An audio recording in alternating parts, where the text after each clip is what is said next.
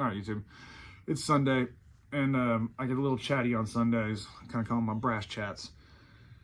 I kind of want to just kind of give y'all an explanation of, because I feel like I'm rubbing some people the wrong way with my little war against the salesman, which is a brutal war that we must win. And kind of explain to y'all why I have like the philosophy I have on plumbing sales and like where that came from. Okay, so this is kind of like the brass origins, if you will, right? I did plumbing. I got my apprentice card in 2005, and there's a lot of fucking around in there, and I'm not really gonna go over that shit because most of that shit was just me being a kid and like being in the plumbing world, but being more concerned about getting stoned and playing music and fucking getting pussy.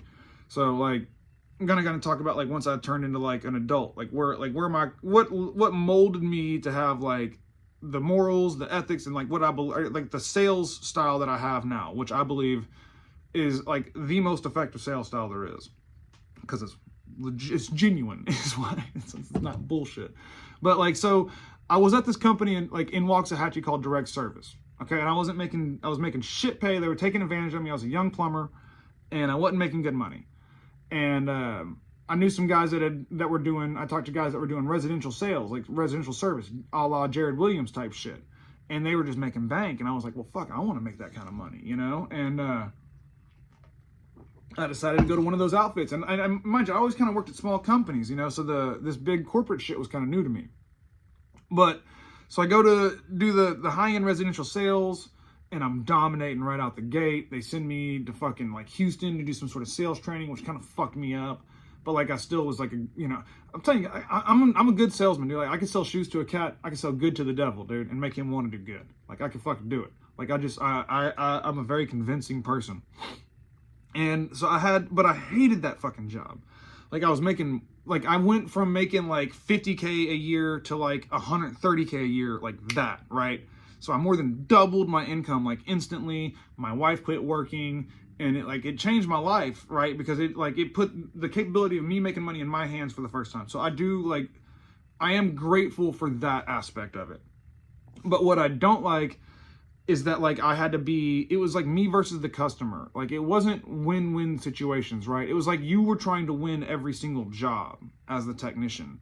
And so I didn't feel like I was building something. It's just like, it's kind of like, that's why I say it's kind of a scam, because it's like you're not, like in the other jobs I had, I felt like I was like building up relationships and building a foundation that I could build more and more business off of that would be more and more fruitful over the years.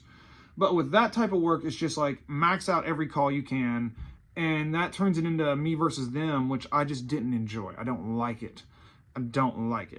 And so I was I still lived in Waxahachie where that company Direct Service was, and I was at a gas station, ran into the owner of that company, and he's like, man, I miss you. We need you. Come back.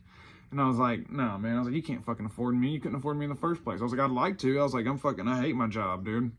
I was like, but I'm making way too much money, and I got, family to support and shit. And he's like, well, he's like, obviously we pay you more money, And he's like, just come by and talk to me about it. He's like, Don's back. Don was the RMP they hired, right? And, responsible master plumber. That's what you have to have in Texas. Like, I'm the RMP for my company. And because Kyle was an HVAC man, and Direct Service was mostly HVAC. They had never gone over $1 million in plumbing sales before me.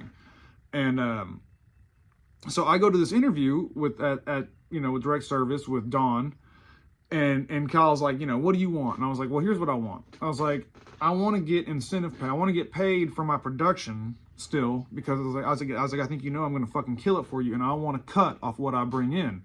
I was like, but I don't want to have to fucking sell to get it. So I was like, I want $30 an hour, which in Texas in 2016, $30 an hour was fucking big time. Like, union scale, I think was 28, right? So $30 an hour was pretty big pay for a guy.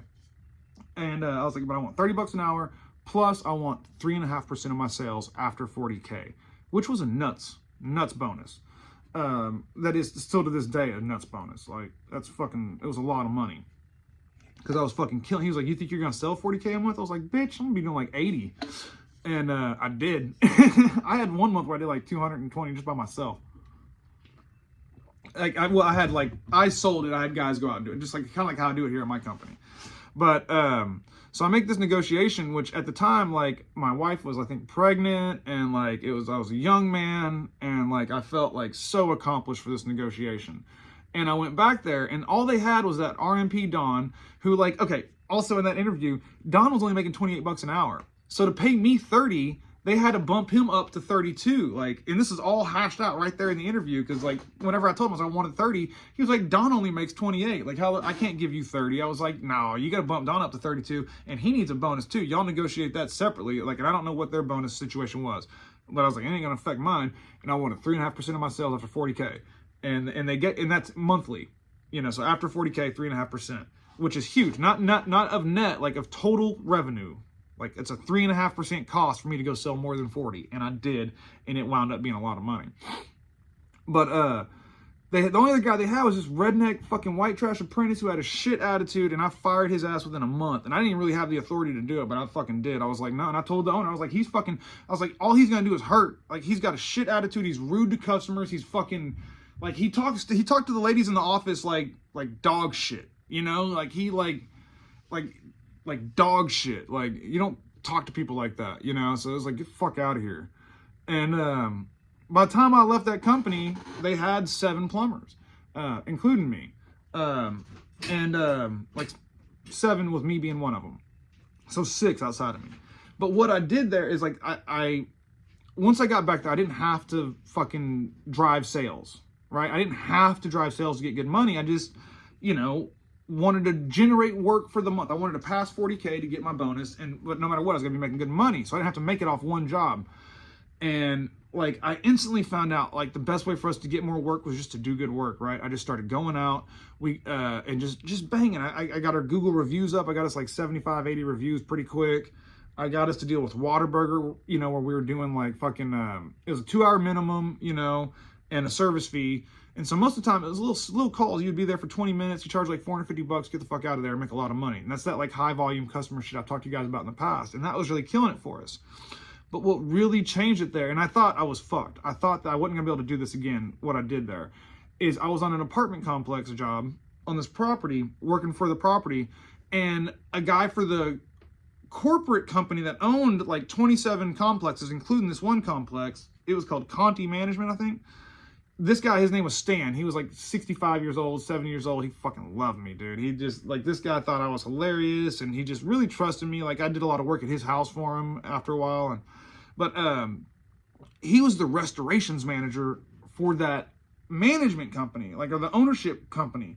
And so his job was just to he had a certain budget for every property, and he loved buying MEP, mechanical, electrical, and plumbing. Like, that's what he loves spending the money on, which is, he felt like he had the best return on investment, because a lot of these apartments were all bills paid, so getting new efficient appliances and shit and things like that made a lot of money for them.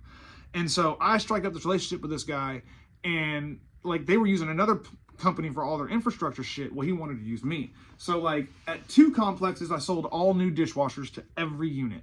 At like 3 complexes, I sold fucking new split systems to every fucking unit. And I'm talking new line sets too. New line sets, condenser, fucking little fucking bullshit unit above the shower thing. To like 2 different complexes. One complex had 16 buildings. Each one had its own boiler, 16 new boilers. Like 3 or 4 different complexes, we dug up and replaced all the shutoff valves for like every building. And like 2 jobs we did where it was just like hydrojetting and scraping all the fucking lines and camera inspection in them. That was like 30 grand, because it was a lot of 40 grand or something. Ton of work like that, right? Like, to the point where like it changed the whole company. And I was afraid that I would never be able to hook another fish like that again, like, because I wound up leaving that company because I kind of wanted to get more growth. Like, I've you know, the owner felt like I was making too much money. Like, we kind of started having fights about my bonuses, because like when I'm selling these huge jobs and like we've agreed that I get this cut of it, he was like, yeah, but you're gonna be making like, you know, there was like one time where I should have made like $40,000 in a month, and I did not. And like, I basically fucking left over that. And like, I kind of see where he's coming from. He's like, he's like, Corey, he's like, things are changing. He's like, we need to negotiate, like, you know, something different, because like with what you're doing now, he's like, it's unsustainable. And I kind of see what his point was, but it pissed me off, because to me, it's like, a deal's a deal, motherfucker, you know? And so I burnt out, and I wanted to go and do more like mechanical, industrial shit anyway. And that's when I went to Mink. And I went to Mink, and I was afraid that, I was really afraid that I'd never be able to do what I did at direct service. Like, because what I did there was pretty impressive, I think, for a young man especially, to like build that up and get all those customers. And that motherfucker sold that company off that shit, and he's fucking really rich now. But I go to Mink, and it took me a little bit longer than I wanted to, but like I was able to build a shitload of business there. It took me like 8 months, 9 months, and I got a whole bunch of experience doing like industrial, commercial, like really heavy commercial, like mechanical stuff, like the HVAC mechanical stuff. I learned a lot of that, you know, and I learned how to like find more of these high volume customers doing that type of work. But there I fought ownership the whole way on hiring people. They never wanted to fucking hire enough for me to be able to fucking get shit done, and that's what kind of slowed me down.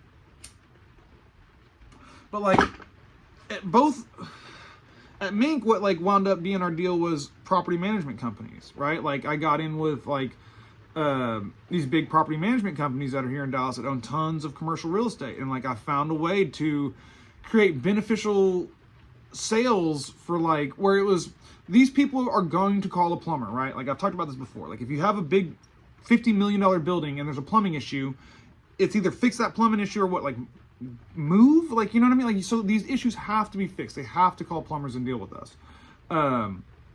And like those relationships, I found out that like I could create win-win scenarios. I found out that it was really easy for me to like, you know, kind of handle small incidental service work and like at like a fair rate where it's like I'm not like just banking off like coming out and running a sewer machine or coming out and like working on your toilet. Like it's like we make decent money on it, but not amazing money on it. But where I kill it on is all the bid work, where you're giving me infrastructure projects where I'm changing out a shitload of water heaters or I'm putting in a shitload of water meters. And like I just found out how to build those win-win situations, and like I did a lot at Mink. And I think like I'm sure some of my buddies that worked at Mink would say that like the business I built there was really sustainable and fruitful for both Mink and the fucking customers that hired us.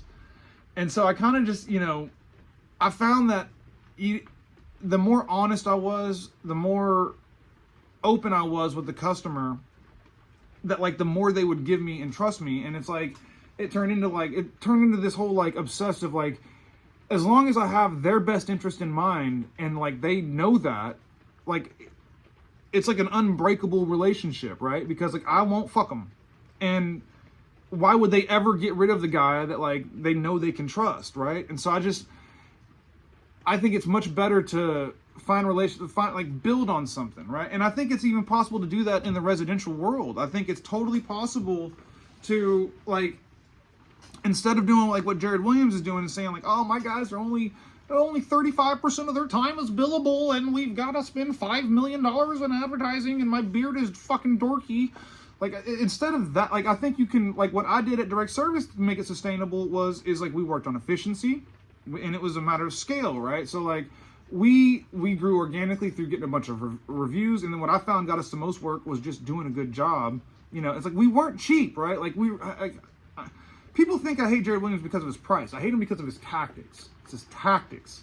I don't like that, like, you're hiding the ball, you're not transparent about the price, you know, it's like, I had no problem giving people a bit of a price over the phone. I think that's, I'd rather fucking know right now that, like, you don't want to pay these numbers and come out there and fight you on it and, like, have the potential to have this, you know, combative relationship.